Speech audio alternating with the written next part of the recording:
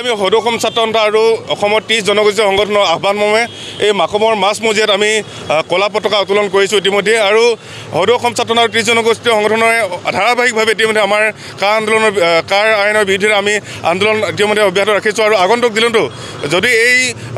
Fascist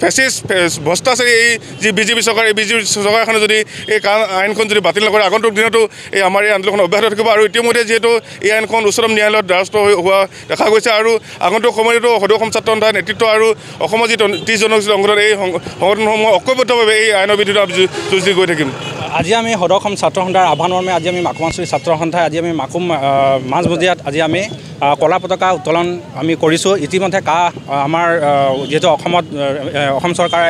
Bharat চৰকাৰে আমাৰ জাপি দিছে, সেই গতিকে আমি এই চৰকাৰখনক আমি মাকুমাঞ্চলী ছাত্ৰ সন্থাৰ পৰা আমি ধিক্কাৰ জনাইছোঁ। অতি শীঘ্ৰে আমাৰ এই আইনখন বাতিল কৰিব লাগে, অন্যথা আমি আমাৰ এই যি ধাৰাবাহিক আন্দোলন আমাৰ অনাগত দিনত আমাৰ অব্যাহত থাকিব। আৰু যিহেতু এই চৰকাৰখন জাতি মাটি ভেটিৰ অসমীয়া জাতিৰ স্বাৰ্থত তেখেতসকলে সুৰক্ষিত কথা কয়, কিন্তু আজি প্ৰমাণ কৰি দিলে যে এই বলবৎ কৰাৰ পাছত কিমান সুৰক্ষিত এয়া কিন্তু আমাৰ ৰাইজৰ আৰু আমাৰ ছাত্ৰ সন্থাৰ কিন্তু প্ৰশ্ন। আৰু অতি শীঘ্ৰে আমাৰ এই বাতিল কৰিব লাগে, অন্যথা আমি অনাগত দিনত আমাৰ ৰাইজৰ হয় আমি এই সহযোগতে আমি এই বাতিলৰ ক্ষেত্ৰত আমি